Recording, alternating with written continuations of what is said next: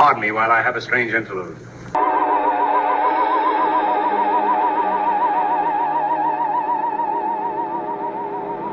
There is nothing else. Life is an obscure hobo bumming a ride on the omnibus of art. Along the misty corridors of time, and in those corridors I see figures, strange figures.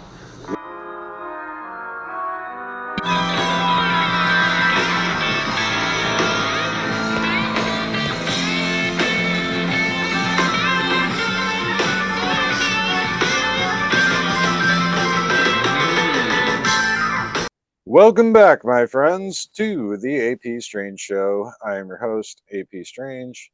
This is my show, and today's show is brought to you by the Heterotopia Saucer Fleet. You can wave your freak flag and live in the margins and take a liminal ride on the Heterotopia Saucer to Saucerland and beyond. So look that up.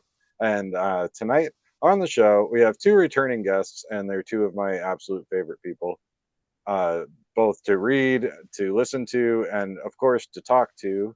We have Professor Wham is back tonight, and Stephanie Quick is back tonight.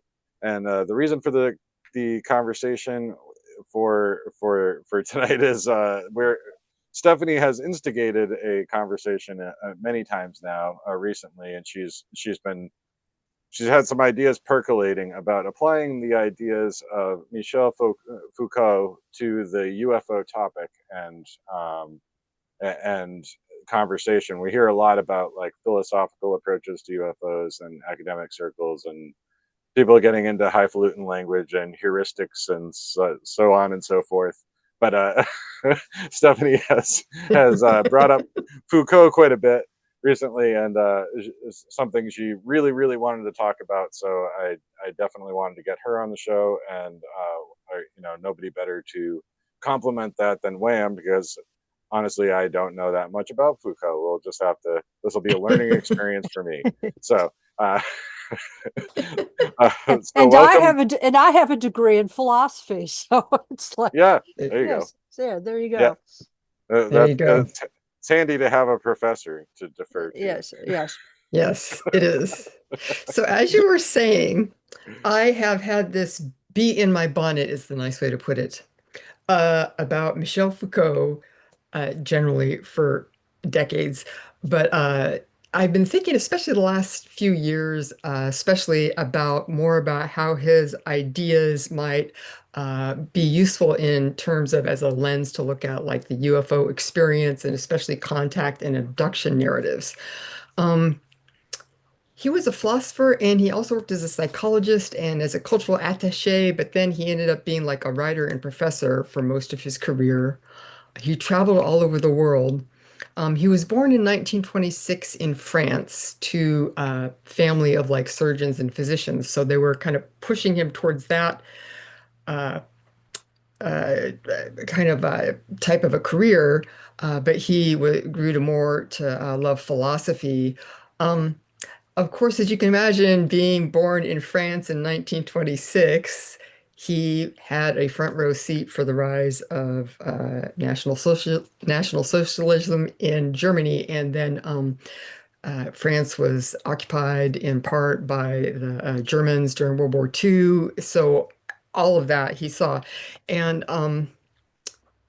his concerns have a lot to do with the power of the state, over people's bodies, who is determined to be part of normal society, who is deviant or criminal or insane, who gets to determine that. How do you develop these forms of knowledge that then you can train people in and say, oh yeah, you're qualified to, in the United States, let's say, put a 5150 hold on someone in 72 hours. They got to go sit in the psych ward, right? Yeah.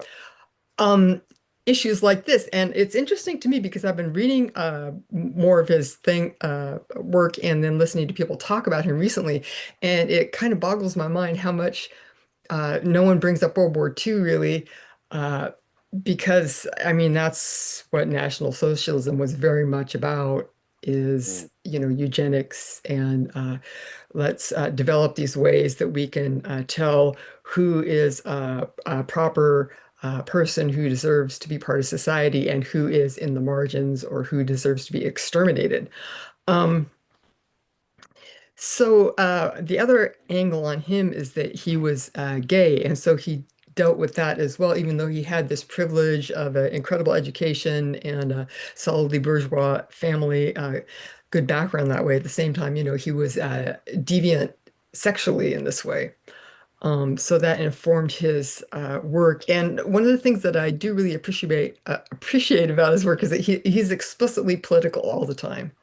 He doesn't Mm. try and pretend, okay, we're in academia, and so we can pretend that none of these ideas have um, use, value in terms of affecting people's material lives, right?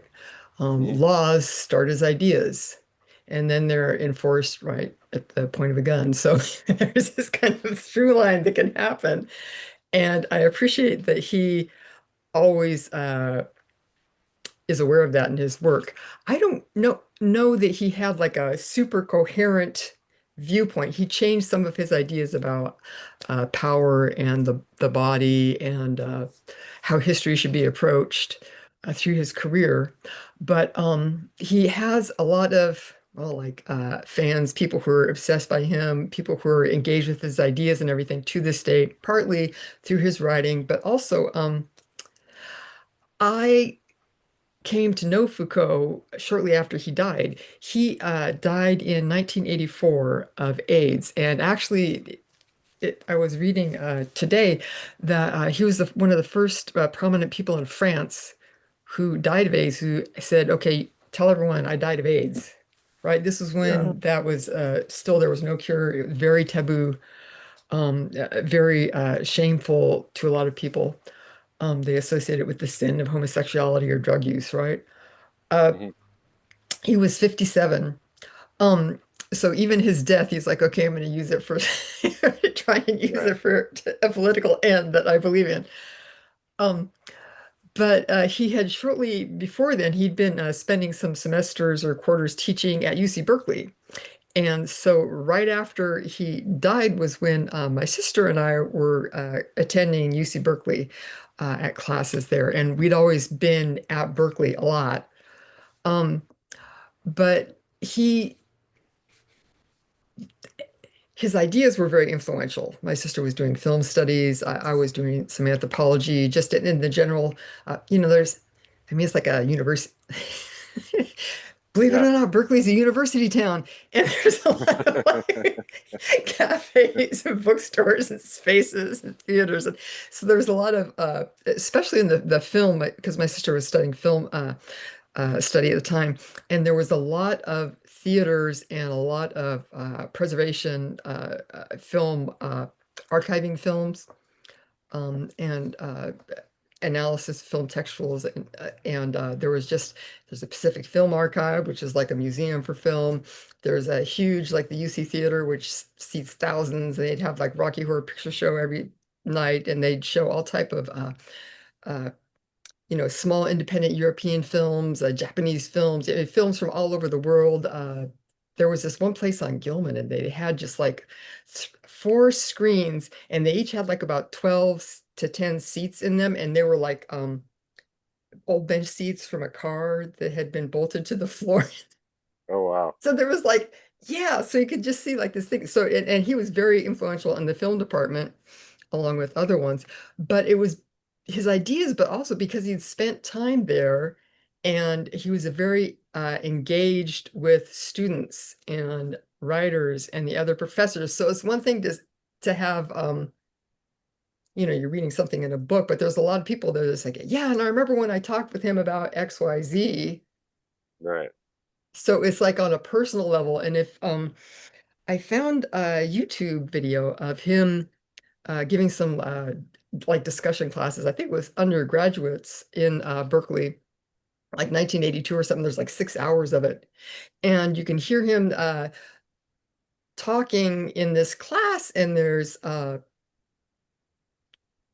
he's so engaged. I mean, also the other thing about him is like excessively intelligent and on the ball, has a lot of intellectual energy, but he's not like blowing these kids off. He's Mhm. not like speaking down to them. He's like really engaging with them um, in these hours long, seminar talking about, he was actually talking about parrhesia. I don't know if I'm saying that correctly, but it's a philosophical concept where you can have a situation where people can speak frankly, and Mhm. also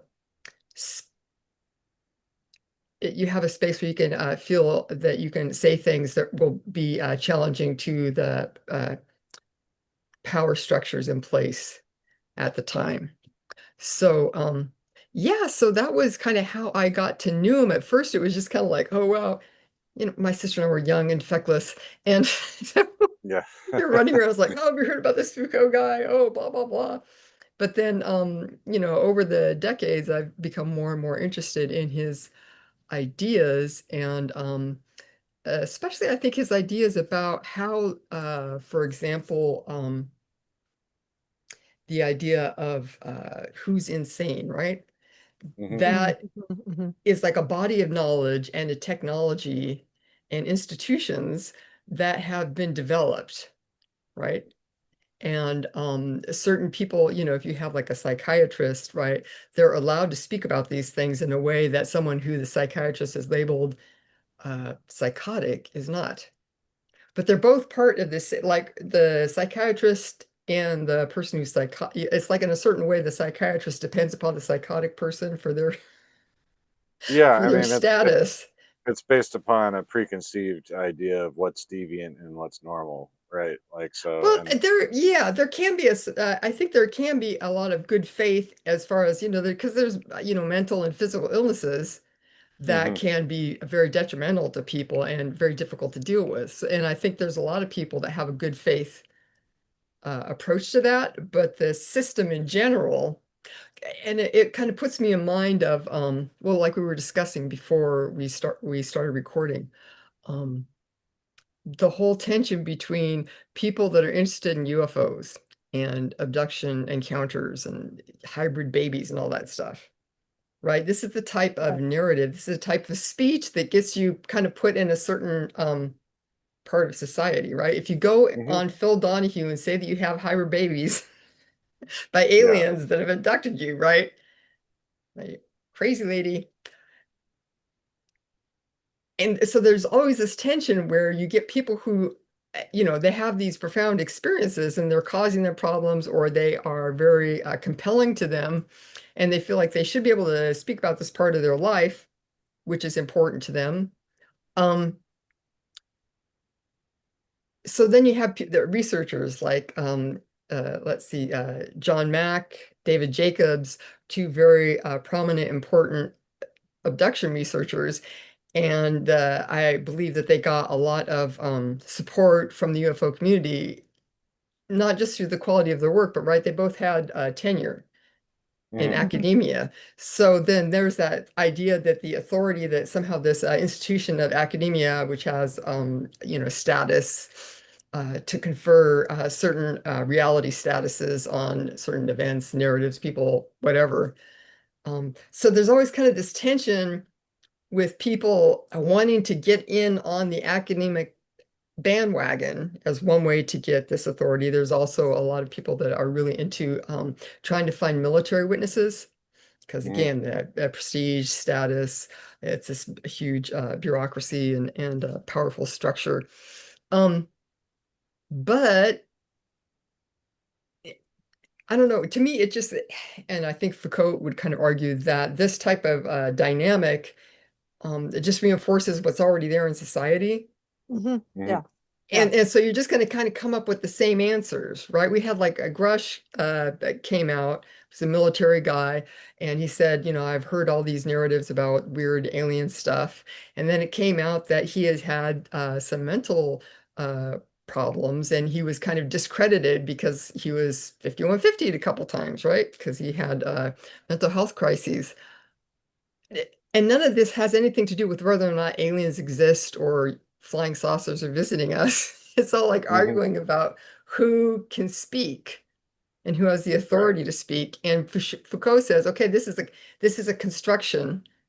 To demonstrate this, I'm holding up a bobby pin. This is a construction that has a history to it, and individual people to it. And so can we look at that and how these things are constructed, and see if that gives us a different angle, maybe a different way to look at these recurring narratives. So I don't know. Yeah.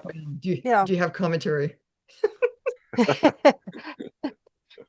Well, I think that probably, I mean, that's like a good sort of intro to Foucault. I mean, I was introduced to Foucault in graduate school, obviously, Yeah.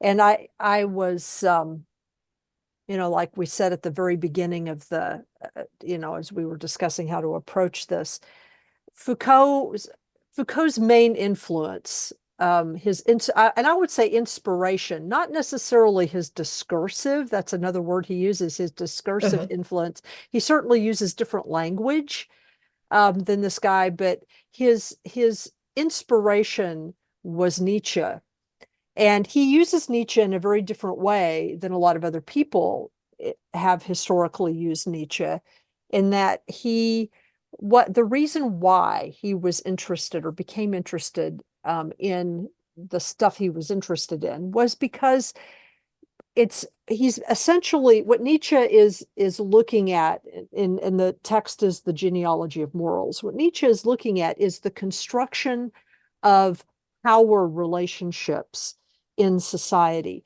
and how those power relationships are are mediated on feelings of responsibility, feelings of guilt, feelings of debt, feelings of owing your neighbor something, um, your neighbor owing you something, that everything really in society is kind of negotiated. And so that was kind of his, I mean, Nietzsche's using it to describe, where I think German guilt comes from, you know, and actually where anti-Semitism comes from. And he was critiquing German nationalism and Christianity, German Christianity and German anti-Semitism in that book, okay, in that work. Yeah. But the idea that when you are because ultimately what Nietzsche was trying to come to is it possible for a person who has been so constructed, is it possible for such a person to act independently? Is it possible for a person to exercise what he calls their will to power, that fundamental kind of life force that is in you in the face of all this garbage that you have to wade through? you Yeah. know, Well, and that in is one life. of the big questions of the UFO abductee, right? Right, Because they're constantly getting like paralyzed or feeling compelled to do things that they don't want to do, or being physically restrained, or impregnated against their will. I mean, all these things are right.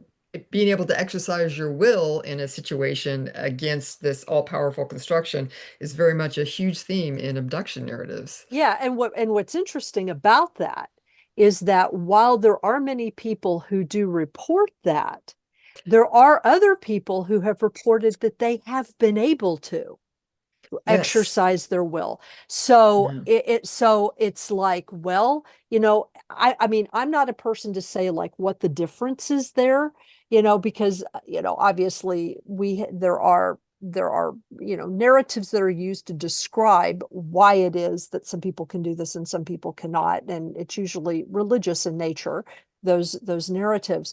But what Foucault, that's why Foucault was interested in the ideas of power and how that constructs identity, and then how that expresses itself in your body and your how you experience your body, how you experience your identity, and how you connect with other people, um, or if you do, you know, uh, or if you do, and so I mean, as you have seen in a couple of my forays into my articles that I have put up online, which by the way, I'm still working on that. I've been having some technical issues with my computer. My computer's working this evening, but so Yay. I've had some issues getting that material up online. But for those of you who have been paying attention to those podcasts, I do use Foucault in those articles Yeah. Right. because I found him to be very evocative. For example, in the article that I wrote about pain, in the birth from his birth of the clinic, that's what he talks about. He talks about how the experience of pain is not universal.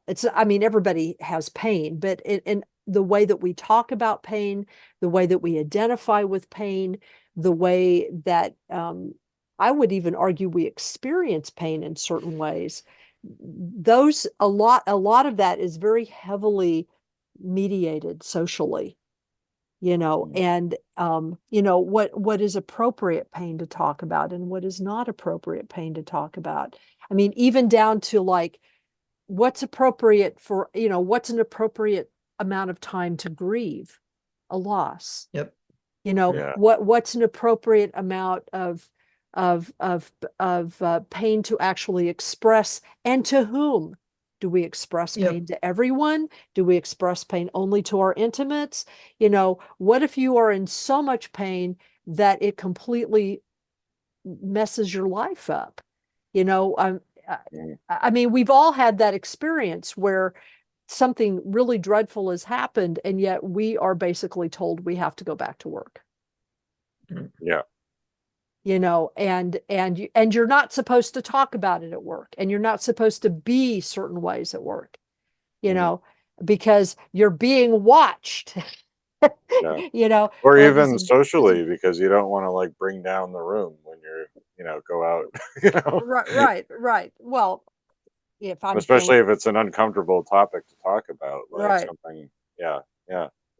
and is it appropriate to feel more pain about a pet that dies than a person who dies? Hmm. I've often felt more pain when a pet has died than when a person has died. Not always, but often. And Yeah. it's, you know, it's it's just interesting because what is considered appropriate and not, that is all very socially mediated. Well, just like women menstruating, right? If you bleed through anything, God forbid, it's like a most, nightmare scenario Or when you have, if you have cramps and it's really awful, it's like, yeah.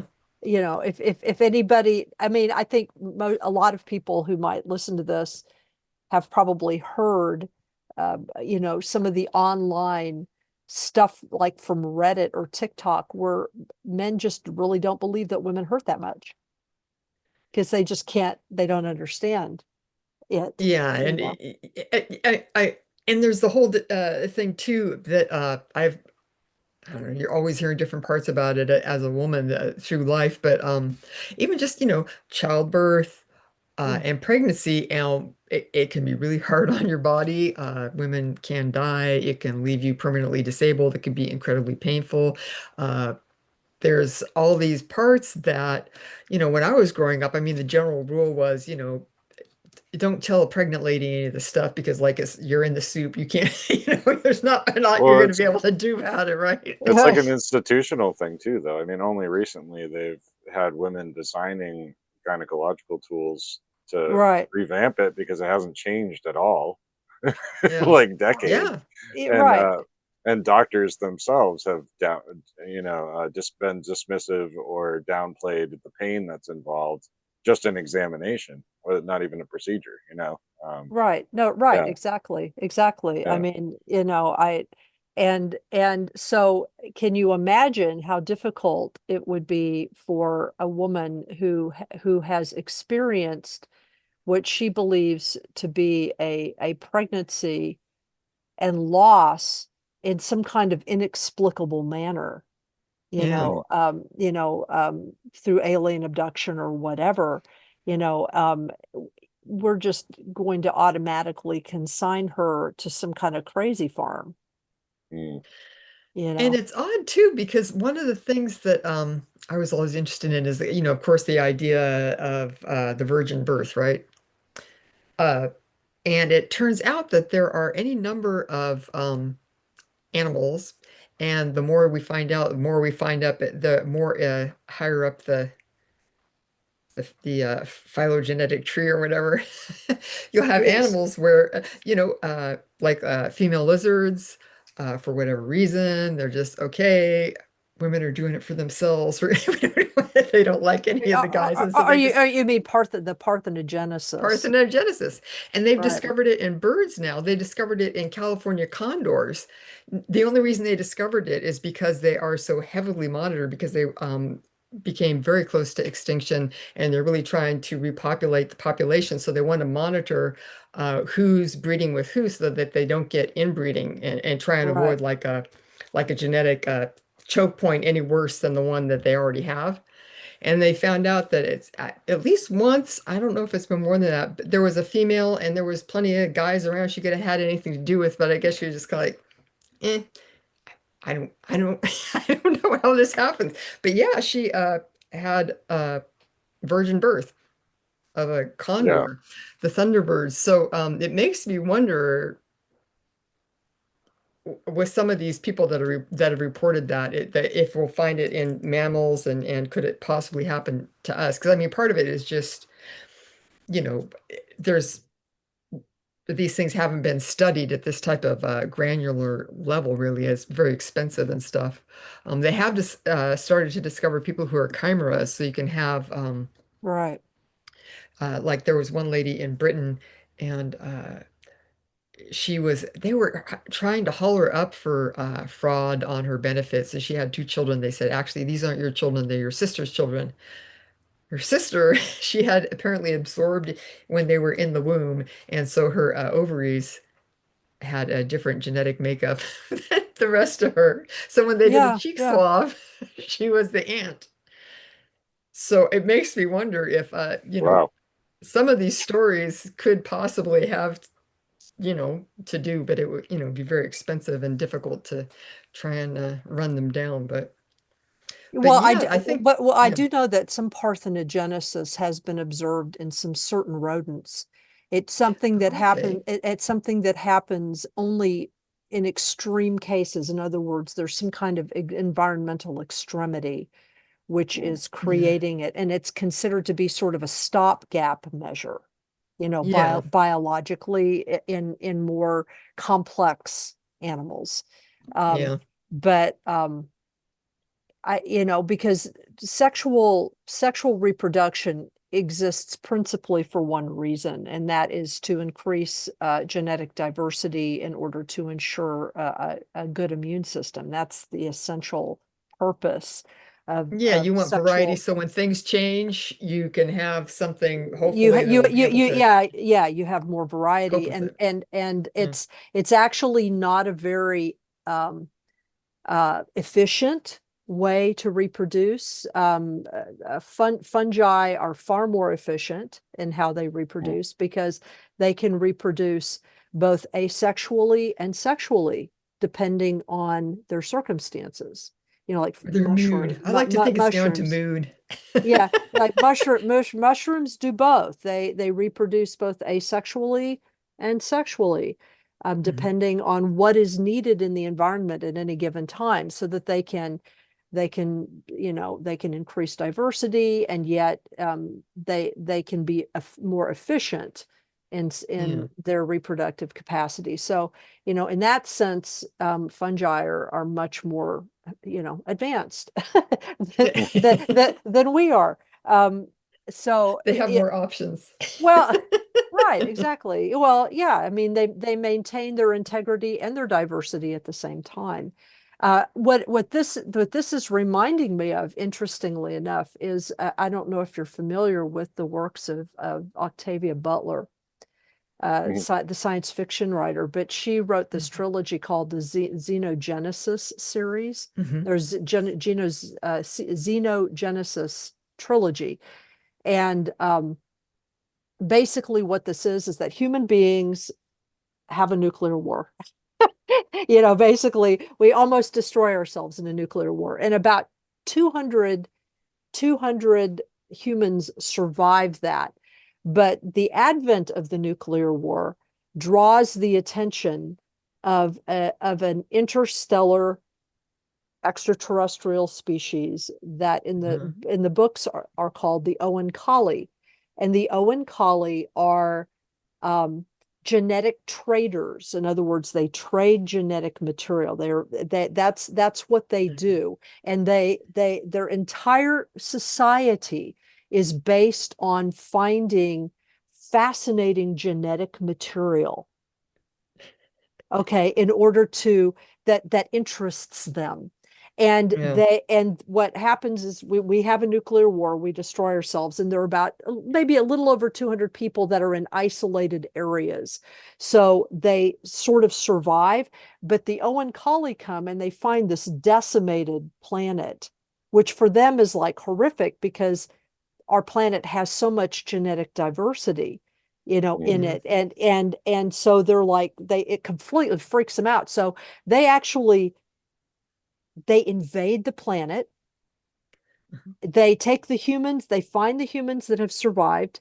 They put those humans in stasis because they realize that in order to save as much genetic diversity on the planet as possible, they're going to have to cleanse and fix the planet genetically in order to help it survive.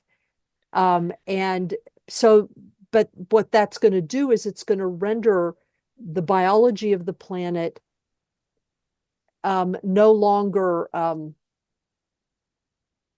amenable to humans in some ways. So what they have to do is they have to hold the humans in stasis and gradually sort of release the humans over time. And their process in releasing the humans is they're trying to do this in a systematic way so that they can convince the human beings. Now, see, this is gonna dovetail with UFO stuff in a minute, because Octavia Butler actually had some UFO stuff in mind when she wrote this book. So the story, at least initially, revolves around one of the first humans they awaken, which is a woman who comes to be called Lilith, you know, like after Adam's first wife. Okay. And what they want to do is they want to convince the human beings to become part of the genetic heritage of the Oankali. Okay. The Oankali have 3 genders. They have male and female, and then they have a third gender that is referred to as the Uloi. And it's the Uloi who facilitate the reproductive process between the male and the female. So all joined, they're not couples, they're thruples. You know, and in fact, males and females can't reproduce without the Uloi, because the Uloi actually are the ones who facilitate the processes of genetic conference of the genetic material. And they also keep like a genetic record of everything that every genetic made. They have like this, their ships are living ships. It's actually incredible. But the way in which they try to humans to join them is by stimulating them slowly. And the Oankali do not look like humans. They can assume a kind of humanoid shape, but they are covered. And these tentacles display their various emotions and things like that. Well, like and octopuses. When they touch, sort of, yeah, sort of like super touch your skin, they actually will penetrate into your skin, and they can read your genetic material, they can read your chemistry, they can read what of your history exists in your genetic code. They can do, so by doing that, they can know humans more intimately than humans can know each other. And that freaks humans out. It freaks humans out. So anyway, this is just the story of like what happens with these humans and how some humans reject that and they go off and try. And the Owen Collie allow them to try to do that because they can't reproduce anyway. Because the ecology of the planet has changed in such a way that it's effectively made those humans sterile. Yeah. So they can't. So humans can't reproduce anyway. But it's really looking at what is humanness our biology, our sexuality? Because is it you know, because the Owen Collie, their experience of sex is completely different than ours, and they, you know, Right. I mean, they have males and females, but the ooloi is important. And the Owen Collie are strictly nonviolent.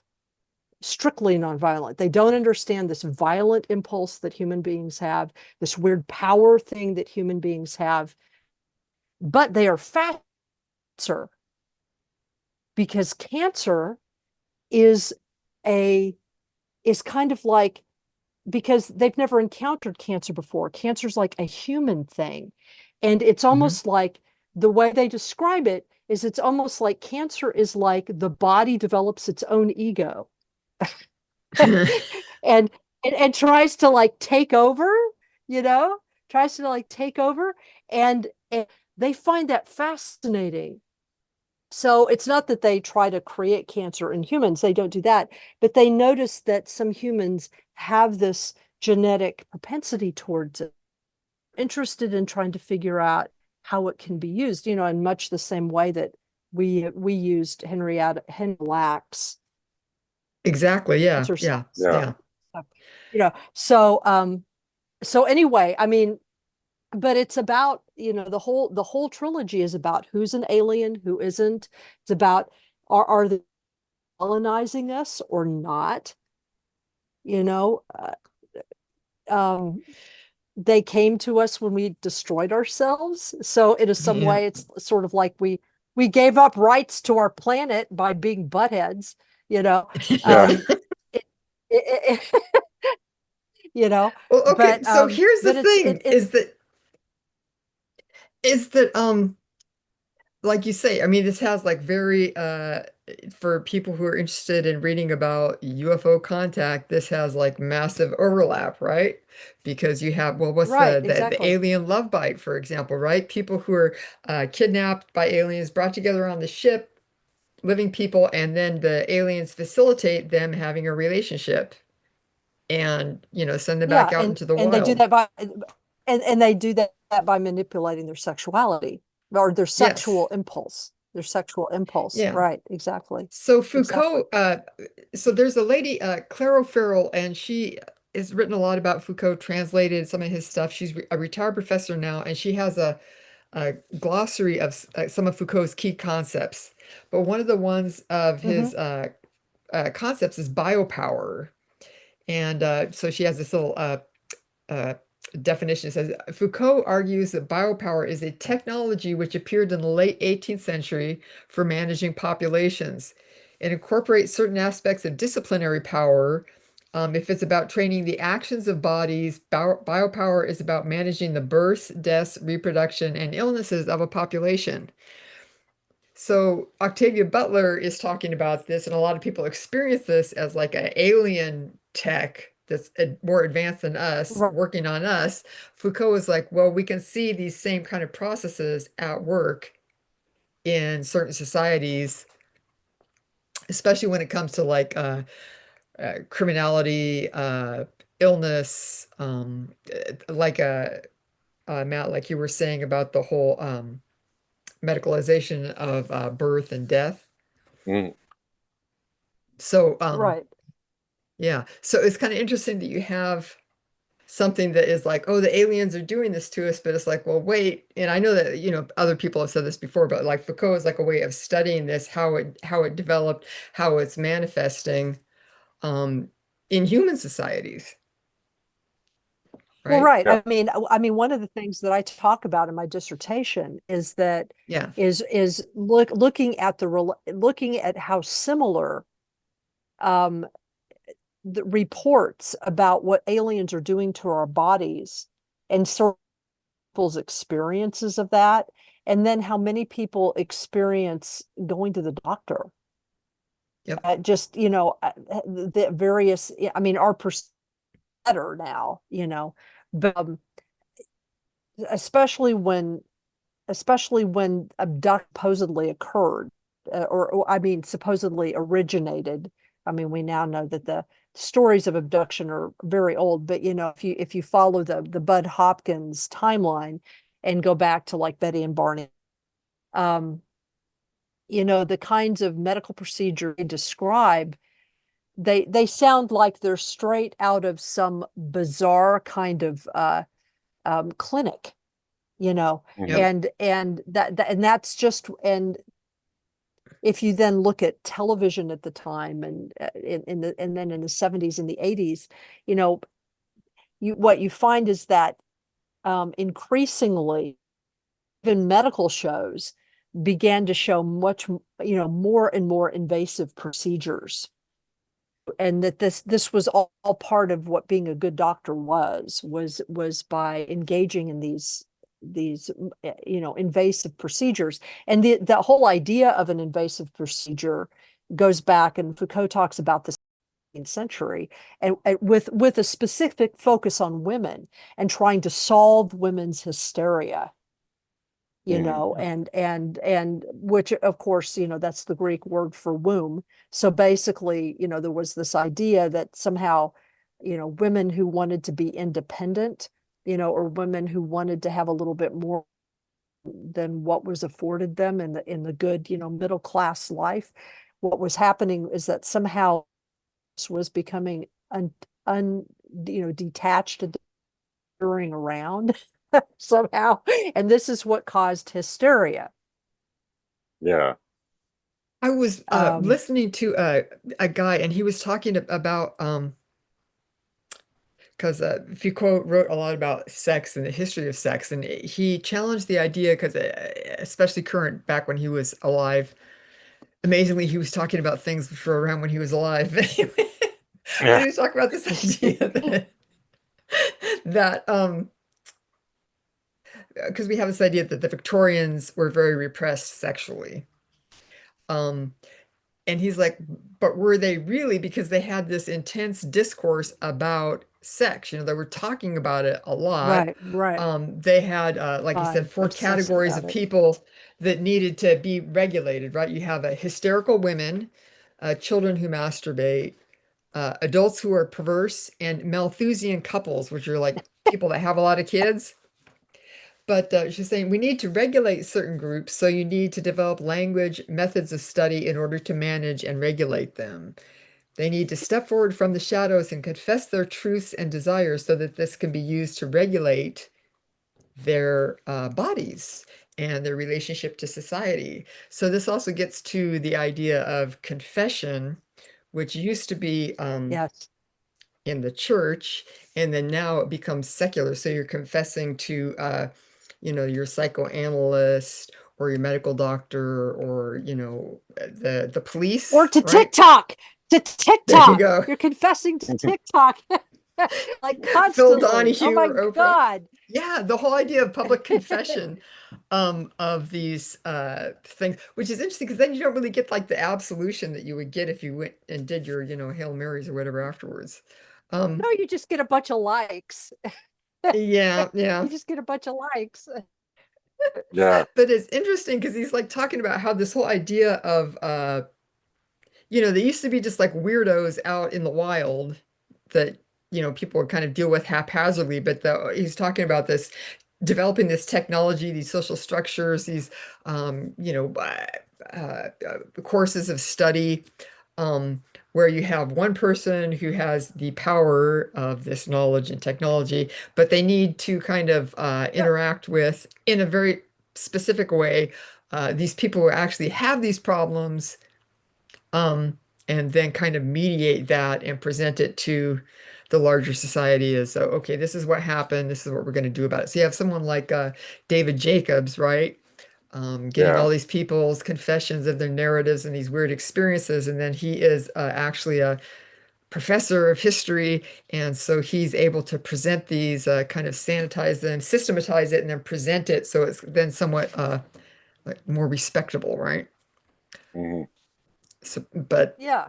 Yeah. While at the yeah, same time being very manipulative about it. oh yeah, Exactly. yeah. Which, No, I was so excited because, like you said, I've had tried to bring up Foucault and some of these ideas in UFO groups before, and it was kind of like people are just kind of like and not really had much to say, or like, or some people are just like, I'm sorry, I just I never really thought about it or looked into it or whatever. Um, so I was super excited when I saw that Wham had actually engaged with some of his ideas and stuff before in her academic work. So Hmm. yeah, it's interesting. It's been weird too to me to think about because he left a large body of written work, um, but also to see how much just the force of his personality and his intellect and his curiosity has, I think, driven a lot of people's interest in his ideas, and that he has this way of saying things are a certain way, they became that way through certain actions and Hmm. constructions. Um, and so it gives you some hope. It's not just like things just are the way they are and there's nothing you can do about it. I mean, there might be nothing we can do about it anyway, but it gives you that ray of hope. And him talking about power and the body and surveillance and all these issues. It's really striking to me, even just reading this glossary, how many of the terms are just kind of mapped straight onto people talking about being abducted by aliens. So, um, Well, it was really interesting. One that stood out to me was the word gaze, as especially because the verb form of regarder in French has yeah, like a multiplicity of meaning that doesn't translate well to English. So yeah, um, it's something that would be understood by a French reader in a different way, and it becomes tricky hmm, when you try to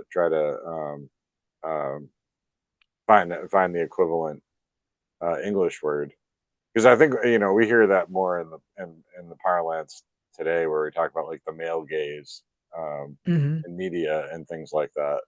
So it's kind of really interesting to see how just different languages between French and English affects the meaning as well. You know, yeah, yeah. um, but that it And plays then into the whole surveillance thing. Like the whole exactly. idea. I tend to think of the gaze, the original gaze, as being the gaze of the deity at you. Hmm.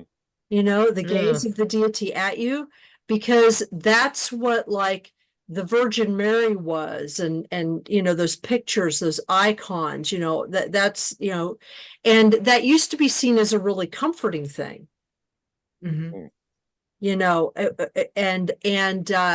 but with the development of that biopower thing, well, actually, with the development of Protestantism, I blame the Puritans for this. I do, because they had this whole sort of way of looking at the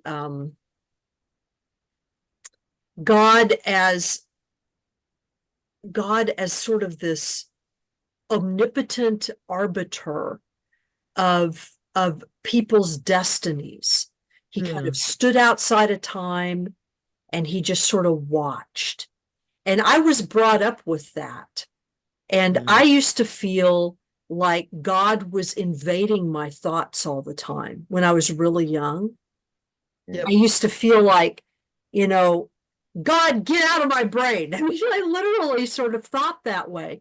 And, but what I found was that I could escape the gaze of my parents, but I couldn't escape the gaze of this God that was in my head. So when I had that formative UFO experience when at Mm, the age of 6, the most salient part of that experience was the sense that me and my friend were being watched. Mm. And it was so strong, it was such a strong sense of being watched that I actually turned my back to where it was. I turned my back like this, and I would look back at it to see if it was still there, because I didn't want it to see my face. That's how intense it was, the sense that I was being watched. And to this day, I have this. Well, my father would do this thing where he would punish me by setting me in front of this picture of Jesus. And he would force me to stare at this picture of Jesus. And he would say things like, "Now, what do you think Jesus would think of you?" Wow. And, in my own mind, I was always like, Jesus doesn't care. Literally, in my own brain, I didn't think Jesus had any problem with me. It was more my father forcing me to do this. It was my father watching me on some level. It wasn't Jesus. Well, that's funny. I had a very Oh. similar experience as a kid. Partly because I felt like the house I lived in was haunted for a pretty good reason. So I always imagined there were invisible beings around that could see what I was up to. So I always thought I was being watched, like at any given time when I was in my room, to the point where I'd be like shy about getting undressed and ready for bed because I'm like, I can't. There's invisible people in the room, like they're looking at me. They're looking at you. But beyond that, I always had it. I was raised more in a Catholic setting, but not strict. Like it wasn't strictly pushed on me, but ostensibly Catholic. And I always had this idea in my head that, like, kind of like in the book of Job, that like God and Satan were just kind of watching my exploits and commenting on it as it went and taking bets on me. You know, this was my cosmological idea when I was like 6 or 7. You know, I have a distinct memory of like coloring in a coloring book and accidentally coloring outside the lines and like picturing the devil being like, "Ha ha, he's one of us." And, you know, I don't know why today I was that's an offbeat tangent. I don't think I've ever admitted that to anybody before, but that's pretty funny.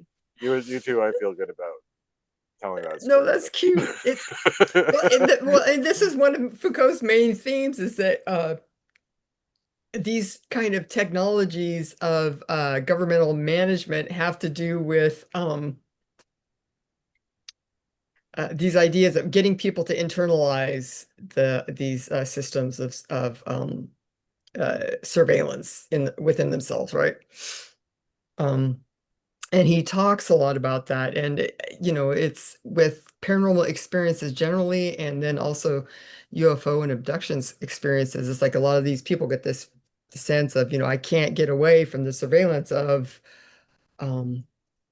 it could be like a pervy ghost in your house, or it could be the aliens or the UFO itself, various deities or whatever. But this is like a constant. I had a Well, it's the more. classic aluminum foil hat, like the tinfoil hat. Right. Well, Yeah, right. so you can keep them Right. away. Yeah.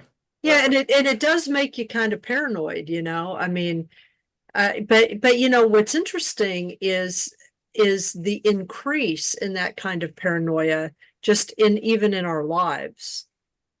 Mhm. And it's no wonder that it creates this sense of, now I'm not a conspiracy theorist, really, because there are differences between conspiracies and conspiracy theories, but it does create this sense that you can't get away, because Yep. you can't see. The whole idea of the panopticon in Discipline and Exactly. Punish is that the forces that are controlling your behavior cannot be seen or assessed by the people being controlled. They're kind of invisible in some way, so that you're whether it's the hierarchy that refuses to externalize, or whether it's Yeah. or whether it's what these invisible forces, you have no control over them. And it's a belief that doesn't map onto reality. Well, Wham, I know you've had an interest in as well, from the time I was very young in repeat murderers, right?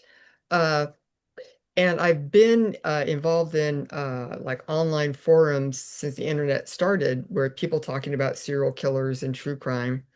And you constantly get these people saying nowadays, oh, well, they have all this, your surveillance, and, you're always having your iPhone. They can check your GPS and your history, and there's so much CCTV, so they're going to catch any murderers right away. And so that's why we don't have these serial killers anymore. And 50% of murders go unsolved in the United States. Right. Mm. So these people have they've internalized this idea of surveillance, right? Even when there are people who are like super interested in this, interest group of serial killers and people like that, and murderers and true crime. And it's like, guess what? The huge bulk of these crimes never get solved. Nothing happens with them. Right. But they also have inside their head this idea that, they've internalized the panopticon, right? Which is Right. Well, I mean, that, it was yeah. not so long ago that that was kind of a horrifying idea. we we've all really just accepted that we're under surveillance all the time, Right. and think it's for the best. But I mean, it doesn't really help, you know. Yeah, I mean, everyone's had that experience where you're getting ready to make kind of a large purchase. Let's say well, recently we had to get mom a new refrigerator about a year ago. And so, you're online and you're researching this stuff, and then after you buy it is when you get all the big ads for the new refrigerators. So Mhm. it's like, how well is Yeah. this working? You'd think that they'd have a way of knowing that once you pull the trigger, you're not going to be buying 3 more refrigerators for your Well, unless you're unsatisfied with the one you got, you might shop around and Oh, try to find a oh different my one. God. But I know, it's just, yeah, it's yeah, crazy. no, it's like reading 1984 when I was a kid, and Big Brother's watching you through the TV. And it's like Yeah. now that's literal truth. Like on our laptops and on TVs, a lot of them have this little camera that's watching you while you're watching it. You know? Right. It's Exactly. crazy. Exactly. Yeah. And people think, I mean, I work in data privacy, so people are like, a lot of young kids are like, well, everybody's got all of our stuff anyway. Well, only to a point, because even though there are some things that are watching, the fact is that there isn't a central place right now. I mean, they're trying to create one at the federal level, but there isn't a central place right now where all that information goes. Not yet, Yeah. you know. And then there's the whole issue of being able to actually do anything worthwhile or usable with that huge amount of data. Right. Well, yeah, I mean, So, and that's where conspiracy theories kind of Oh, falter a lot yes, of the time. And absolutely. that's where paranoia becomes objectively absurd. Is why is any one person that specifically interesting to the powers that be, that they need to be monitored and harassed specifically? Like what makes them special? You know, uh, it's I do wonder though, when you talk about like invisible structures of control, um, kind of whether that has overlap with ideas that say Jacques Vallée talks about with control systems. Um, Mhm. Oh, yeah, yeah, yeah, yeah. Yeah, well, those control systems would lie outside of human control, probably. exactly. I think people misconstrue that term control system to think that there's like a central human element controlling and manipulating, like, with a hand on a marionette string uh, Right. support. When really it's more like the the ebb and flow of forces that exist in kind of the general environment in which these things happen. Right. Uh, Well, and it depends. It's like, and I think what Valet, I've always thought that what Valet is getting at when he's talking about this stuff, he is talking about a kind of intelligence, a kind of consciousness that mm, lies behind that control system, but it's not human. right. And it could be the planet, you know what I mean? It's almost like the concept of intelligent design Yeah, it's and like evolution. it could be the planet, it could be just sort of a field, the field of consciousness, as David Lynch would put it, the unified field. That's how he referred to it. So, but I do think that Vallée sees it as a consciousness, but it's not, it's also its interest in controlling is not to surveil. What it's actually doing is attempting to teach. And that's where I think it's a little bit different. Yeah. Right. It's attempting to bring human beings along in a certain way to help us expand our consciousness or change our consciousness or understand that that is possible. That's different than surveillance. Yeah. Yeah, You for know, sure. Okay. Yep. And that's an important distinction to make. So I'm glad I brought it up.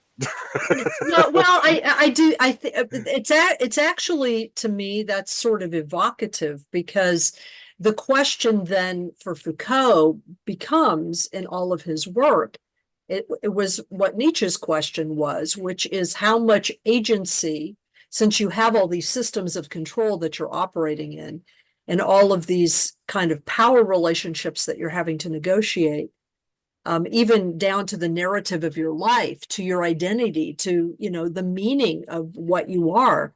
Is it possible for you to have any true agency in all of that?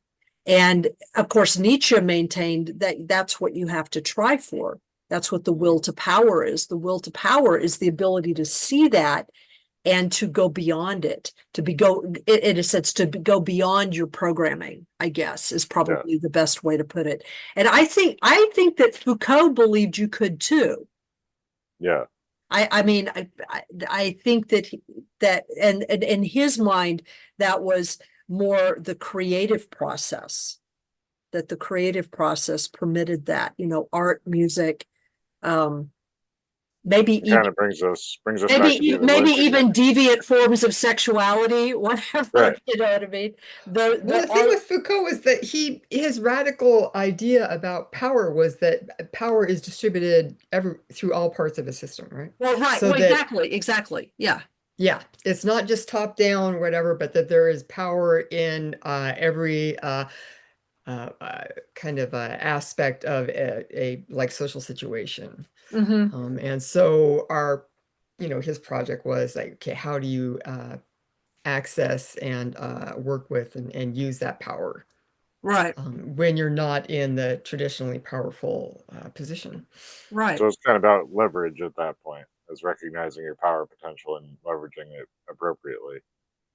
Yeah, and like Lamb said, being creative, developing different modes of or structures of group action, right? Yeah. Right. Well, and like Like I was saying, when we were discussing how to do it, this is where it's very different from Marxism. Because in Marxism, in some ways, the individual is only important insofar as they are part of the sort of machine of history of a class. It's like individual human endeavor for its own sake is kind of considered to be weird, Mm. because um, humans are measured by the kind of labor that they do, and if you do something that isn't construed as useful or labor, or contributing to the well-being of everyone, then what you're doing might be very questionable in certain ways. But for Foucault and for Nietzsche, it's really the individual that is kind of important, because as much power has been distributed to you as to anyone else. I mean, Yeah. at least Yeah. in theory, and this is without denying that some people's ability to express that is that some people have more privilege than others in being able Yeah, to I mean, some express people are that. actively repressed by these structures, but Right. maintains that there is this inherent power, and through creativity and analyzing how things are, how we got here, we might be able to change where things are going. Yeah, So, exactly. Yeah, exactly. Well, and for people who've had more positive contact experiences, abduction experience, yeah, well, positive, negative. I also say negative. I mean, I don't know. People who have had you know, abduction and the contact experiences that they like. Uh, um, some of them, at least, have reported a sense of liberation from those experiences. That's part of the reason why I investigated why I took such an interest in the contact and abduction experiences of the African American subjects that I studied, because their experience was fun. I mean, there were some scary aspects of them and everything, but their experience was in many ways overall fundamentally different than sort of the classic abduction narrative, in that their existence as a human being was affirmed. Who they didn't have the bizarre medical experiments. They, for the most part, they whether they had sexual experiences or not, like Riley Barton does. The fact is that their that their sense of being alienated from, dominant society was they were given an alternative way of understanding that, so that it's like, oh, you're a human being. There's just something wrong with this society. It's not you that's the alien. What the problem, you're being purposely alienated by the society that you're in. And of course, that had everything to do with race. It had a lot to do with gender. So it was kind of like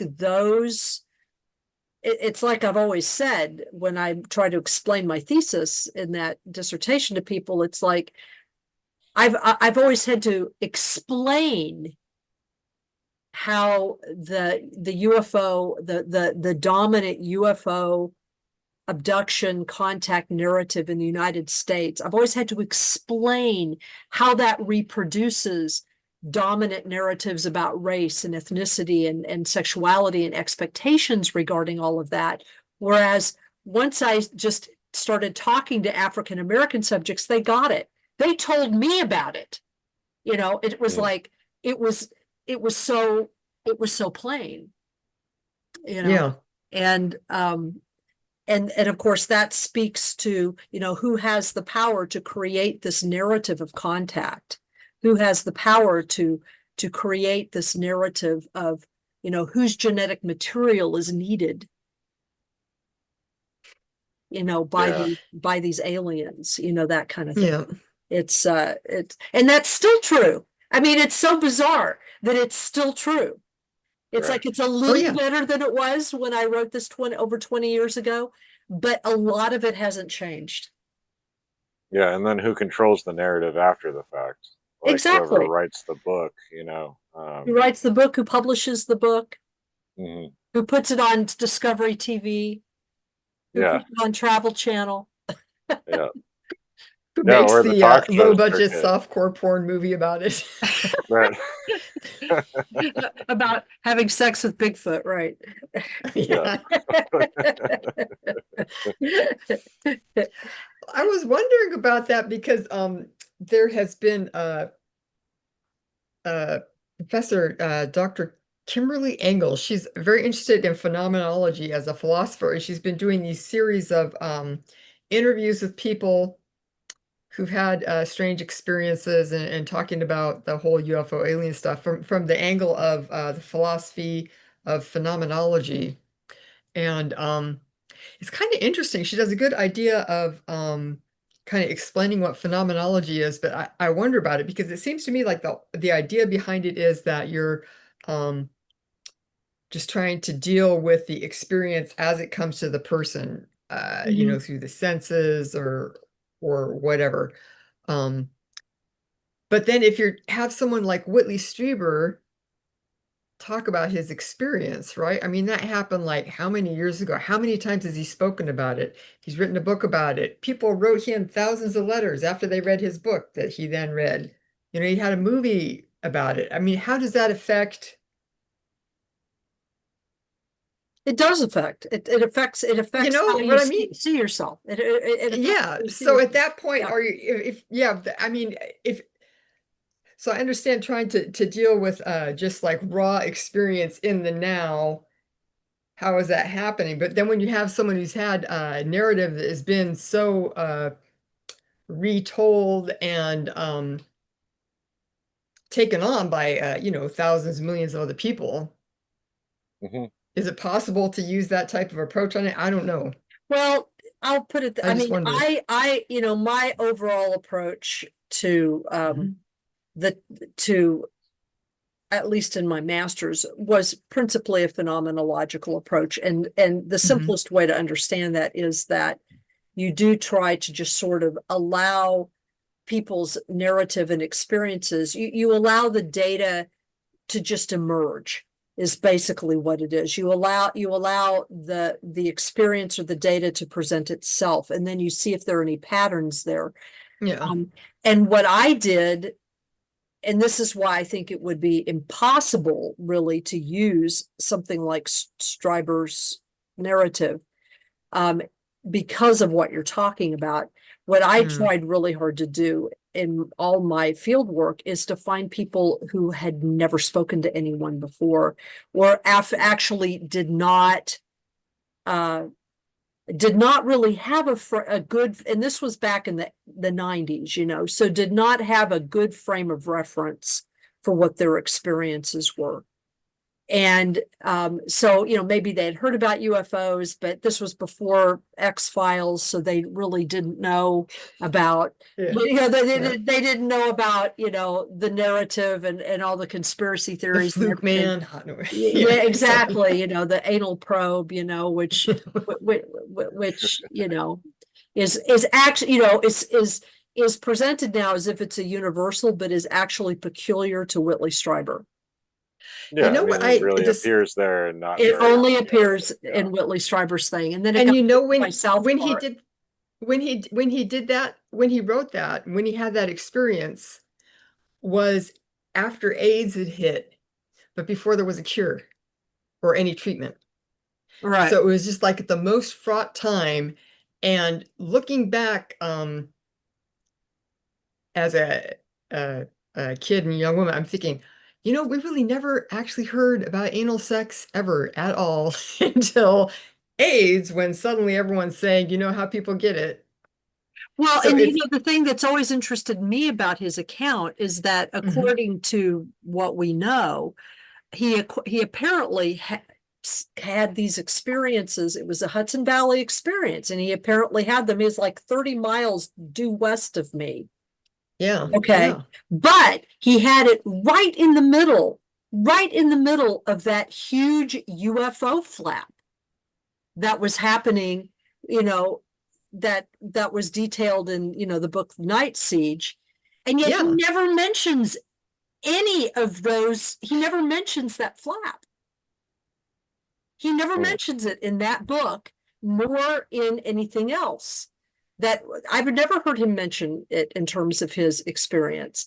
So, you know, I don't know what to make of all of that, but that's part of the reason why when I assembled my field research, I made sure that the people that I talked to really didn't have frames of reference, that they had not been hypnotized, they had not spoken to anybody else before, they did not, you know, they were, and you can always find people like that. I yeah, mean, because these because there there's a are lot of these enough people who experiences. have these experiences. Even now you can. And what you find, and this is what I actually talk about at great length in my master's thesis, is that what you find is that the actual, when you find somebody who has these experiences, often those experiences are quite different than the narrative, than the Mhm. mass narrative, quite different. You know, I mean, I think I collected one of the earliest mantis stories that I didn't even hear about any other mantis stories for a decade after I had collected that one story. Hmm. I didn't have a frame of reference for the woman who had the experience, and when she told me about her experience, I was like, oh my God. Because I know what praying mantises do. So if I were to wake up and see this praying mantis, like giant one over my bed, I'd be like, damn, I'm gonna get eaten. Would have been my response. And that's Goodbye, my head.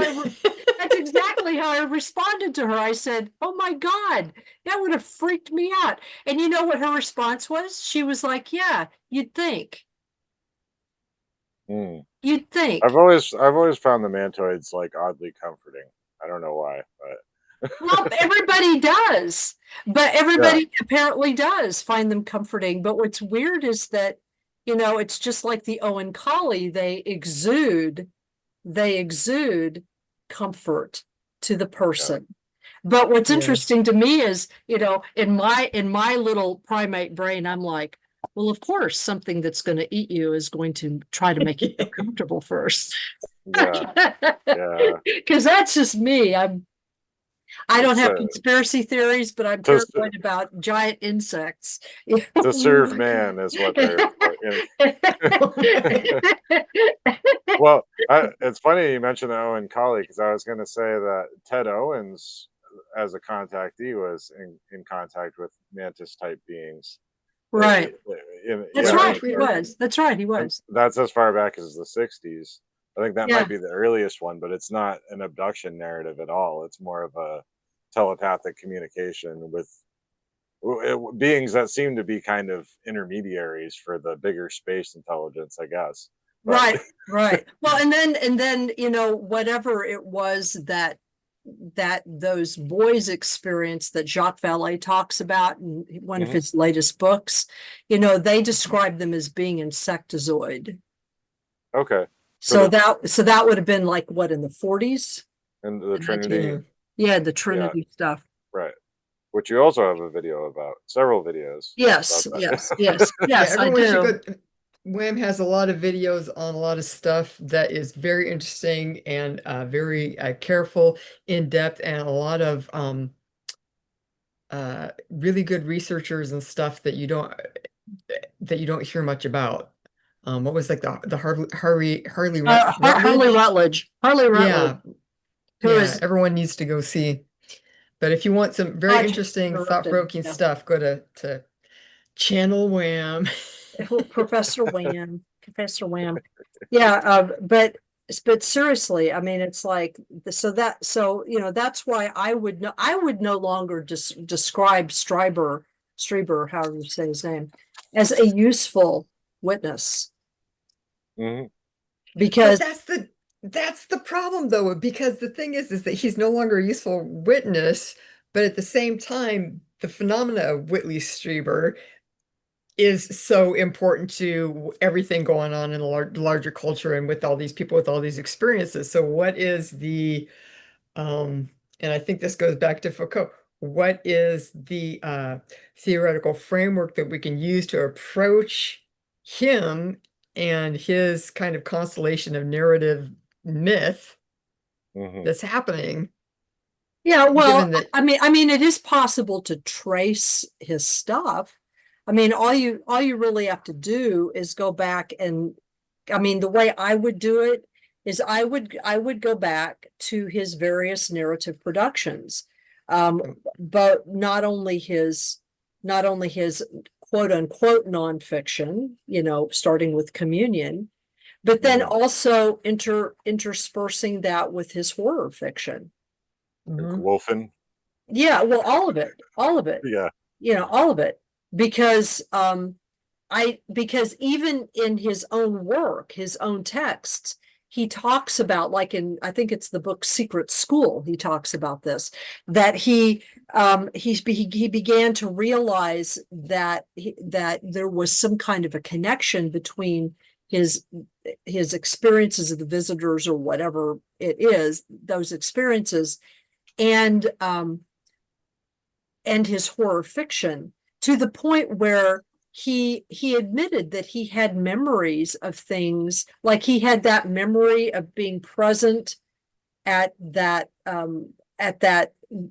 I can't even remember Mass shooting. at that mass Yeah. shooting, that he remembered distinctly being present there, even though there was no way that he could have been. Right. And, you know, a lot of people will call him a liar because of that. But the truth is that that's sort of the way traumatic memory works. Yeah. Because we were, you know, the nation was traumatized by that mass shooting. And it occurred at a time of great national anxiety. And so it would make sense that some people, for some reason, would feel themselves as if they had been there. I mean, people have done that with 9/11 here. Mm-hmm. You know, when it can be demonstrated that they were not there, but yet they remember being there because that's how it emotionally affected them. In that sense, it was a real event for them. Well, Yeah. I mean, if you look at let's see, esoteric practices, right? Well, like in Tibetan Buddhism or something, right? One of the things you do is that you're learning how to uh, visualize intensely, visualize with all your full senses, and create this kind of bubble of reality that may expand, kind of pop into other people's realities, and more consensus reality. You create that you create the outside mandala. Exactly. Right. Yeah. And I feel my sense is that with a lot of these people that feel so strongly, it's like in a way they kind of create this imaginal space in a way that I think in some instances there have been well, I know I've had instances myself when a traumatic event was happening and I went into a very altered state of consciousness, um, and came back with accurate information that related to what happened in the traumatic event, even though I Right. was not there. Right. Exactly. Exactly. So I've had that experience too. yeah, I think it's not unusual. And I mean the classic would be like the deathbed visitation or whatever, right? Or the crisis Right. apparition. Right. Yeah. So I kind of I think that with people like Whitley Strieber, who has you know, his creative imagination is his living, right? So I think it was you know, very adept at that anyway, and that I think that I would not be surprised if he had some type of a similar experience with that type of mass shooting. Yeah, Right. but Well, at the time at the time of the events he describes in Communion, he says in the book he was working, I think, on something nonfiction about the Mhm. danger of nuclear proliferation. Mhm. So there was kind of this apocalyptic tone to it all too. You know, Yeah. it was just interesting to consider because it's outside of the fictional. He was already outside of that fictional zone. So maybe this whole experience and everything he wrote about it is somewhere between the the horror fiction and the horrors of reality. You know? right. Right. It's in Well, the and heterotopia. right. Right. Yeah, Exactly. exactly. It's a Exactly. heterotopia. Yeah, Yeah. it's yeah. Well, and you know that is interesting because I mean I just had a conversation with somebody on I think it was it was the last Church of Mavis show. Mhm. Um that where I talked about which of course we're having a synchronicity because you know we're right in between right at the 80th anniversary of the destruction of Hiroshima and Nagasaki. But it's like I think people really underestimate the apocalyptic impact of that event over time because Mhm. Americans didn't know about it and its true Yeah. impact until the 1970s because that Yeah. information wasn't released. Yeah, it was But suppressed. yeah, it was suppressed. And it was suppressed because it was horrific. It was a And horrific exactly. it was horrific at a level that I don't even know that scientists really could deal with.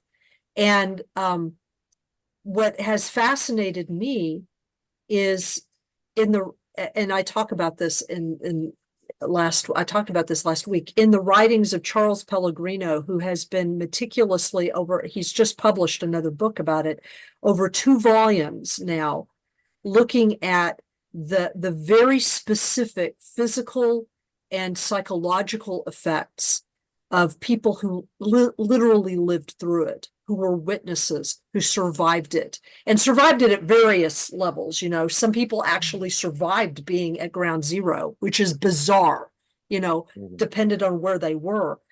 But they all report, a lot of them actually report very strange phenomena that it's impossible to know whether it's the physical result of the explosion, or whether it's the result of our brains trying to understand what we're looking at, because they saw things that no one has ever seen before, and no one has ever seen since, and hopefully I hope no one ever does. But it's like they describe these interesting lights, and like at nighttime there would be this green fog, blue fog that would suddenly emerge and just sort of float among the ruins, and it would form these little globs that would be like in little clusters, like families. I mean, it's bizarre. I mean, stuff that is like, and there is no way of knowing. So he records all of it in his books, because we don't know what it is. You know, we don't know. But I was just talking about this with my mom yesterday or the day before, because we were talking about when they had that recent big earthquake in Russia and the tsunami Right. there. And so I was talking about like just, physical things that happen, but that they don't happen very often. Because when we were growing up, we were in earthquake country, but everyone's like, oh yeah, there's those rumors that the crack in the ground will open up and then close back up and swallow you. But that never happens. Blah, blah.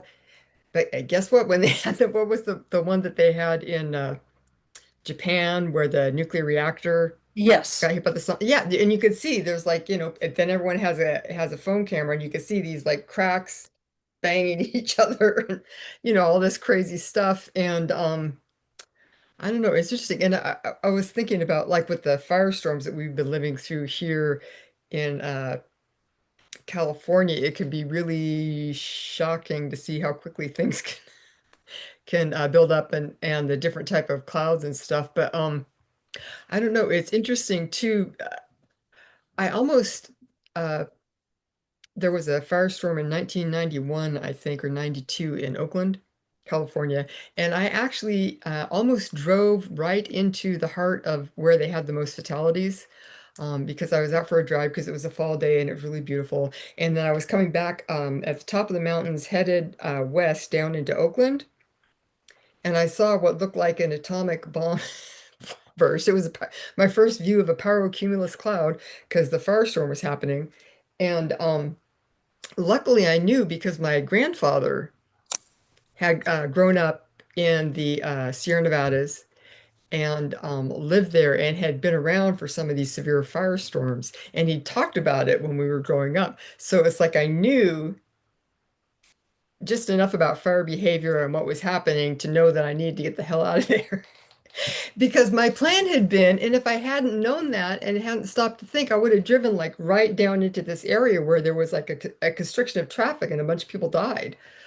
So it's interesting to me, like you're saying, Wham, that people uh, collect this information because you don't know where you're going to have these very kind of unique circumstances coming up, and just knowing about it can help people in future. And some of it, like you say, could be, trauma or psychic or paranormal, and some of it could just be just like flat out physical stuff, but it's just highly unusual.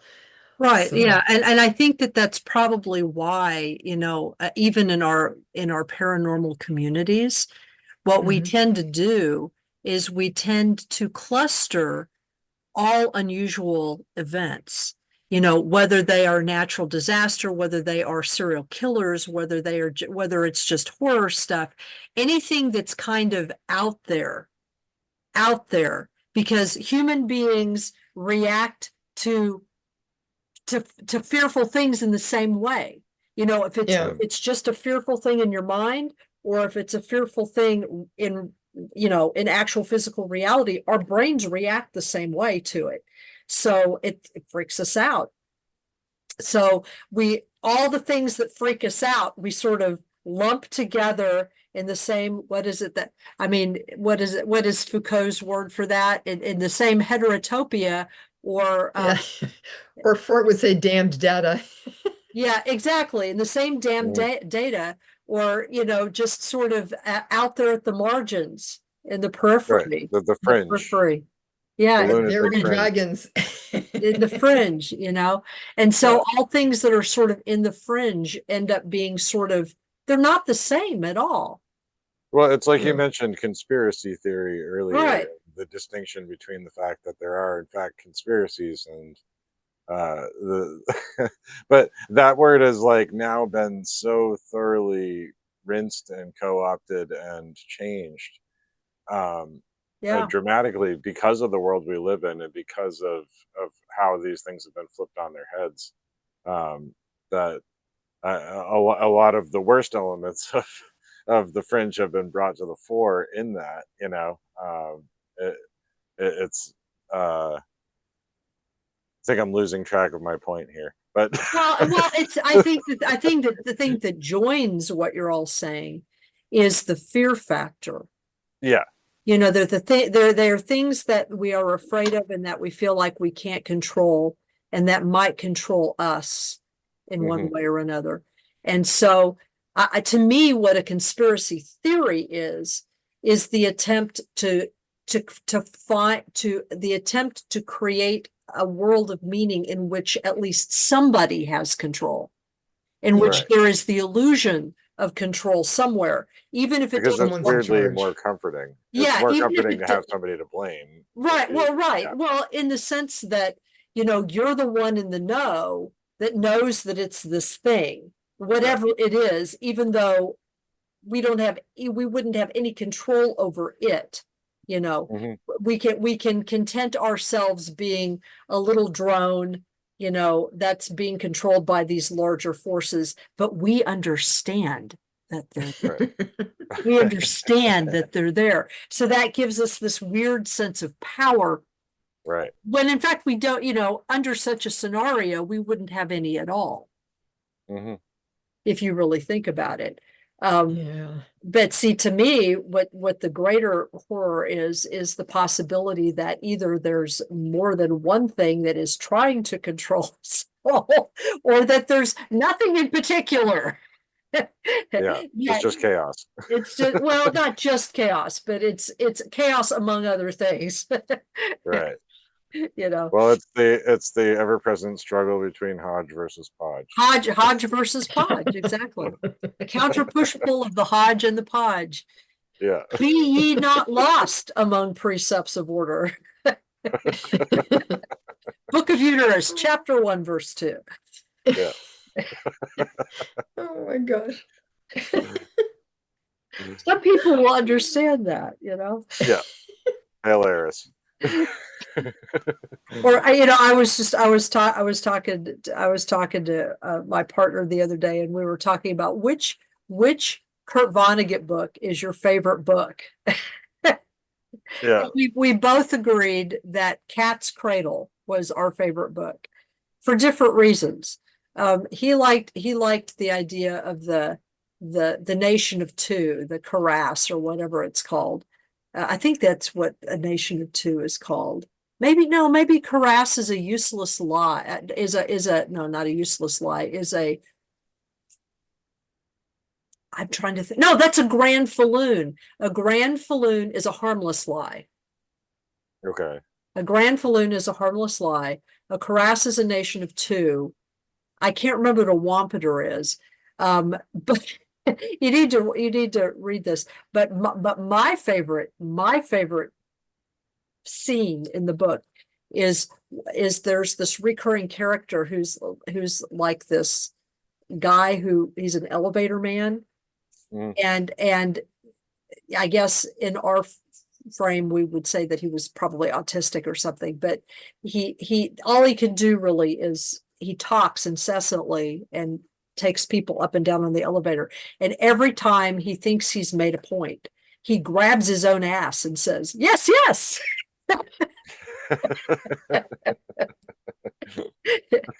So Speaking of which, so with that, I say, yes, yes. I'm not going to grab my ass in front of you. this is from Breakfast of Champions, in case Yes, that's anyone's that's an favorite. asshole. Yes. That's an asshole. That was actually my favorite picture in that book.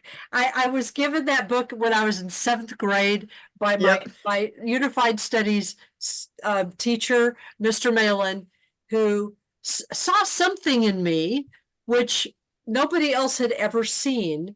And he gave everybody else different books to read, but he gave me Breakfast of Champions. And so my mother, to this, to the point, up to the point where she can't remember everything, which is now, but she always said that Mr. Malin ruined me. That he ruined me because he let me read Breakfast of Champions by Kurt Vonnegut that had this picture of an asshole, which I thought was perfect because I went around after that thinking to myself, wow, that means probably almost everyone's asshole looks like this. Is there sort of like this? So is there like a universal, archetype of asshole? It's like. Well, it's funny too, because especially when you're a kid, I mean, you can see, there's like cats and dogs and everything, and it's such a weird thing because it's like, you can see plenty of buttholes like everywhere around, when the cat always puts its butthole right in your face. Right. But that's like the human butthole is like this whole different universe, right? I don't know why today we were talking about when we were little, we didn't have like the internet or anything, so we would, every time you would go someplace and there'd be like a different classroom or something, or the library, and there'd be like a different dictionary than you were used to, you'd try and get over there and in the back of away from prying eyes and look up at all to see if they had any like bad words in there. We just did it. It was like, oh look, they're looking at they're reading. Isn't that wonderful? Really? See, we are the three of us are aging ourselves right now. Yes. Because we grew up and did all this without social media. Right. Yeah. Mm-hmm. Well, there has certainly been a lot more talk about butt stuff than I had anticipated going into this. Well, I mean, I think, if you think about it, the aliens seem to have a very peculiar interest in our bits, according to some people, not everyone. And I think I've always thought it's like, well, it's probably because we have interest in our bits. Yeah. I mean, I've talked about this on the show before, but we kind of reference psychoanalysis earlier as like a secular form of confessional, but psychoanalysis really is preoccupied with sexual imagery, and to the point where I've often wondered, like, do people naturally always gravitate towards that kind of metaphor, or is it just that the guys like Freud and Jung that came up with it were kind of pervy? Well, I don't know about metaphor, but what I am aware of is that I do think that there are other peoples and other cultures who have found our bits and parts and our bodily functions to be interesting and funny. I mean, one of the things that really surprised me, and I don't know why, except, some kind of weird, noble savage crap that still remained in my brain at a certain point. But one of the things that surprised me is when I did sort of a deep dive into Hopi magical stories, which I have like 3 volumes of. And what I found was that there are an enormous number, I mean, not every story, but there are an enormous number of stories that involve one of their principal deities, Grandmother Spider, that begin. Grandmother Spider appears to people principally often when there's a person who, usually a young man, who is contemplating issues in his tribe, issues in his family, issues in his village. There's some kind of conflict, something's going on, or he's having a hard time because he's on the outside. Everybody makes fun of him or something like that. And what he does is he goes to relieve himself. Yeah. Number two, specifically, and he goes to relieve himself because in most of those villages, at least traditionally, you did that in a particular place away from the village. It was in a certain direction away from the village. So, it was a very specific place where this was done. And because it was done there were lots of animals, little bugs, dung beetles and stuff that hung out there. And the other thing that hung out there were spiders, specifically trapdoor spiders, because they were hunting the bugs that were attracted by the human excrement. So there are many, many stories that start out with this person is like having a dump. And the language they use is usually pretty plain like that. They're having a good job. And they finish, and as they're finishing, they hear a voice, and they look down, and it's grandmother spider talking to them. And grandmother spider says, "Can you move over a little bit because you're crapping on my trap? You're crapping on my home." Right. I mean, literally, this is what the story says. And so he moves over a little bit, and then she starts talking to him, and she's like, "I understand that there's this issue that's bothering you, and I do have an answer for you, but what you need to do is when you're finished, put your foot," and she tells them where to put the foot in the trap, "put the foot in the trap, and I'll take care of the rest." And so after he's done, he puts his foot in the trap, and the trap opens up, and whoosh, you're down in grandmother spider's realm. Yeah. And it's the beginning usually of this amazing otherworldly journey where she provides the information that you need, and she has all the information because she is the origin of all living things. So she has all the information that you need, the right rituals, the right offerings, the right prayers, the right way to approach Grandpa Rattlesnake, whatever. But it always starts with you needing to go take a poo and you have a problem and you're thinking about it. So I think that other cultures are interested in bodily functions. I don't know what Freud would make of that story. Well, I know I've told Matt about this, but Wham, I don't know if I've ever told you this story. One time my brother was hiking above the tree line in the Sierras. He was on a backpacking trip by himself in the high altitude of Sierra Nevada by himself for about a week. And he actually ended up saving two ladies that came across him who were lost. They'd been lost for like I don't know, I think a couple of days. And so he's above the tree line. It is in the morning. They see him. They're like, "Do you know where you are?" He's like, "Yeah." They're like, "We're lost. We don't know where we are. Can you help us?" He's like, "Yes, I can. I know I have, where we are, and I have all the compass and maps and everything. I'm completely on board with getting you squared away. You just got to hang in for a second." They're like, "Okay." And they're just like maintaining eye contact and not looking away from him.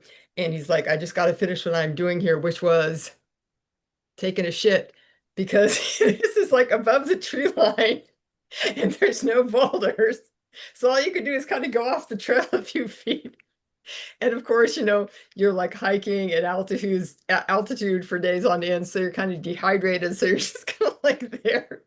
And I guess these ladies had got like way turned around for a couple days, and they were just like, "This is like our knight in shining armor is this guy here who's gonna save us." He's taking a dump, right?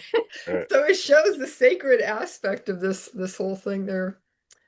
But well, I admit that when I first read a bunch of stories that had, and again, not all the stories are like that, but a lot of them are. And Yeah. that tells me that it tells me a number of things. It tells me that the Hopi people accept human behavior. It also tells me that they're kind of funny because usually this is told as sort of a humorous sort of, Yeah. in a way, but it's also matter of fact. It's like, Yeah. here, going to the bathroom is like, and we do this in our bathrooms, going to the bathroom is one of the places we take our phone, which I don't actually do that much, but it's one of the places where you could go and have some privacy and have some Well, the other quiet, thing is you know. that it's very important if you want to maintain a healthy community, you need to think about what you're going to do with all the waste, right? If it's too close, you could end up getting infections. It could infect the water supply. At the same time, there's a lot of civilizations that collect night soil because just the way that we're built, we get rid of a lot of usable calories and energy and nutrients in our waste. So you have to find a way if you're agricultural or taking resources out of a, environment and a certain ecological system. How are these nutrients going to come back? So a lot of, for example, places collect night soil and kind of fold that into the agricultural process. But it's one of those things where we like to think of it as taboo and you don't want to think about it, but it has a huge impact on society as for what you do with this waste. Well, and Mm. and and societies that are becoming authoritarian, they exploit that need. They do Yeah. things to people so that it becomes difficult to be able to control your own functions. Yeah, or you can't, or well, Or like for you're example, in shamed prisons, for them. You're shamed for them. You know what I or mean? like in prison where you don't have any privacy, right?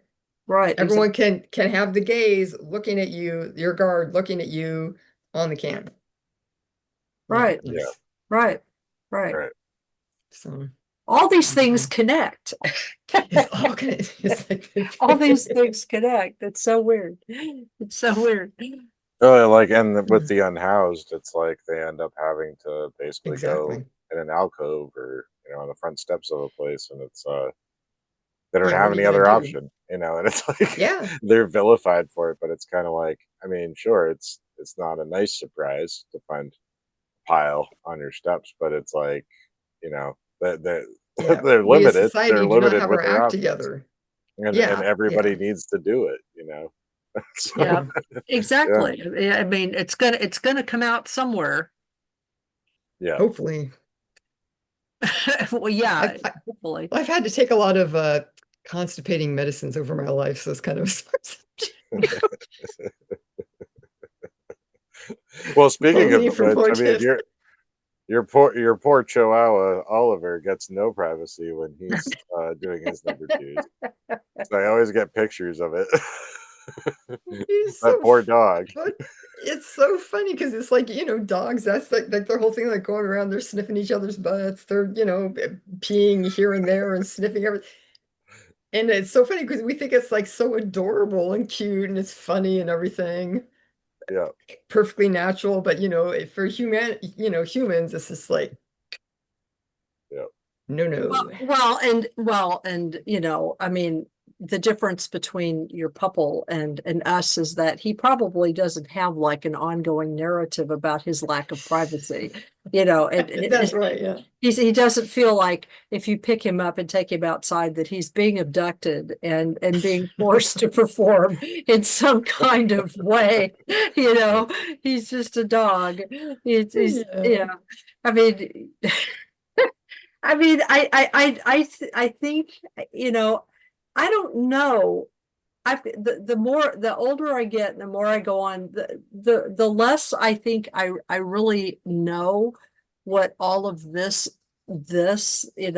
experiences are about, except that they're they are indications to me that the boundary between the external and internal worlds doesn't really exist. Yeah. You know, that is a kind of arbitrary artifact of our focus, our ego focus. And I guess it's a very Buddhist sort of way of looking at it, but it's like, you know, the things that have happened to me and the things I know for you, Stephanie, they're things that ultimately have, they've defined who I am. You know, they're all about, for me, they're all about, it's all like a waking dream, honestly. It's all like a waking dream. I mean, even this conversation here is, to me, is like a waking dream, and not just because I took an edible. I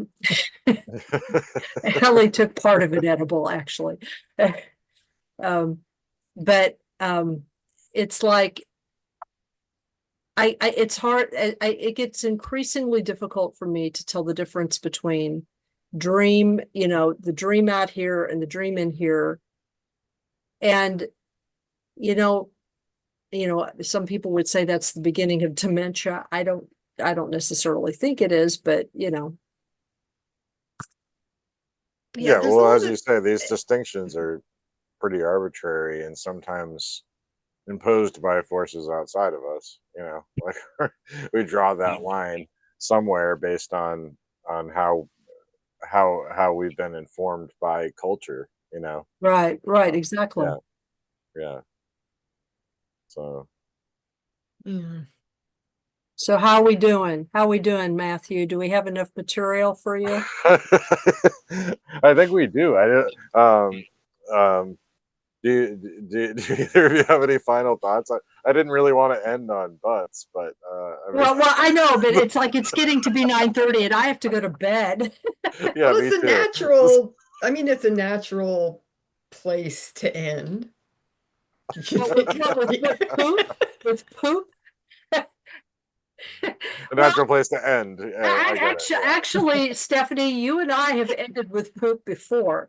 I don't remember what the conversation was, but we did end with poop before. It always comes back there with Stephanie. I've had this experience too, Wham. You know. Okay, so what I'm going to do, transmissions from Uranus, you know. Yeah, what I'm going to do is go back quickly to these concepts and see if we've touched on all of them. I think we mostly did. I mean, I think we have mostly. We talked around confinement and exclusion. Yeah, we talked about the only thing that we didn't mention explicitly was episteme, which, you know, that's really easy because epistemology is my specialty. That just comes from the Greek word knowledge, and it refers to the ways in which we organize, our experience to know things. How is it that we know what we know? And, you know, language, of course, provides the sort of foundational mechanism for that. You know, what we apparently are sort of genetically predisposed towards language, but, you know, other animals are predisposed towards the communications that they have. But those are predicated on, you know, our ability to do that is predicated on certain structures, because we know that even though human beings have the predisposition towards language, unless a human being is raised with that spoken language specifically, they will lose the ability to do that at a certain point. It's like the brain actually changes at about between the ages of 9 and 12. It chemically changes so that you process language differently. That's why it's better to learn all other languages when you're young rather than when you're old, because your body is actually predisposed genetically and chemically to acquiring language. And if language is not acquired by that time, that it's never completely acquired. Yeah. It's like the brain just cannot do it anymore. So even though we have this predisposition, without social interaction, without those structures, it doesn't work. So it's neither nature nor nurture. It's both, basically. It's like everything with humans. Yeah. It's very rarely one or the other. Right. Right. So, Yeah, that's all really interesting. Yeah. yeah. Well, Steph, how do you feel about this conversation that you've instigated? Do you feel like we've covered all the bases you wanted to?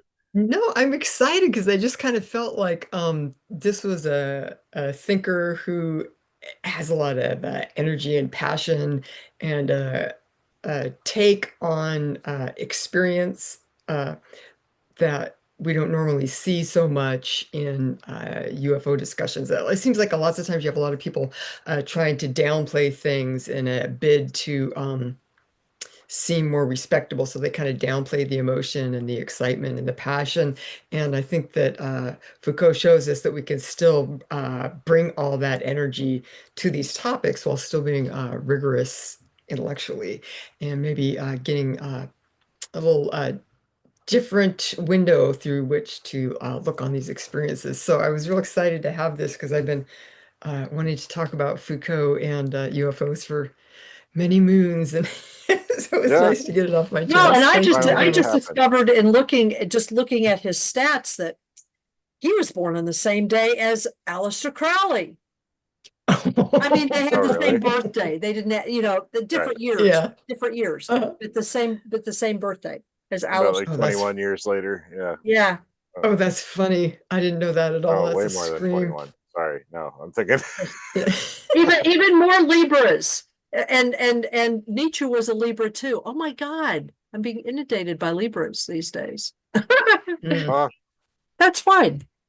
It's yeah, fine. Libras are often fine people. I think so. Being one, right? Well, no, I'm a Virgo. So, Okay. yeah. But you obviously know Libras, so. Yeah. Um, but yeah, no, this has been great. And thank you, Stephanie, for instigating this whole chat, and thank you, Professor Wham, for coming on and discussing this with us and lending us your valuable insights on this. So if my listeners want to be able to find you two online, we'll start. Steph, is there anywhere people can stalk you online these days? Or Well, I have a blog. I have a YouTube channel. I'm on Facebook. That's probably the easiest place to find me is on Facebook. I don't know. I'm disorganized, but right? yeah. Or if this is on YouTube and people want to post a comment, I'll follow up with you and stuff. So Well, yeah, and you do post you do live YouTubes every once in a while, and those yeah, are always yeah, really fun to watch. Yeah. yeah. So, So okay, Professor Wham, where can people Yeah, I find mean, you? and by the way, Nietzsche was born on that same day too. Oh, How wow. bizarre! How bizarre! Okay, that's a Yeah. synchronicity. Nietzsche, Foucault, Aleister Crowley. What does this mean? It's the Libra triumvirate. Anyway, I have a YouTube channel, Professor Wham, and I also have a website, professorwham.com, and that's the best place to reach me is through the website. I've got like my email is there and stuff like that. So that's the best place to pay it. I am not the most regular podcaster, but it's because I have a full-time job. I work 10 hours a day, 5 days a week. So it's when I have the time and space to do Yeah. this stuff, Yep. you know? Yep. Well, it's always worthwhile when you do. I'm always excited when there's a new video or. Oh, nice. Yeah. Very nice. Oh Very yeah. nice. I consider, it was years ago at Church of Mavis that I discovered that Stephanie was a fan, and I'd never had a fan before. That I was aware of. And so she has remained the person who is probably most responsible for networking me into these places, because I'm really crappy about it. All right. So, Well, you have at least 2 fans, because oh, thank you. Thank you. I appreciate that. 2 big fans. No, Yep. it's always exciting to have, people that have work that has a real depth and uh, kind of meat to it. So Yeah. Meat. Absolutely. yeah. Yeah. Okay. The edible has taken hold. I'm Oh sorry. God. Well, we'll let you get to bed. So thank you both for coming on. Thank And you. Thank you both I'll so talk to you much. soon. Thank you I'm surprised that we actually got through all those terms. That's Me amazing. too. Yeah, I know and it that. happened pretty Come on. organically. Yeah, Yes, we did it. we Good did it. job, Yeah. everybody.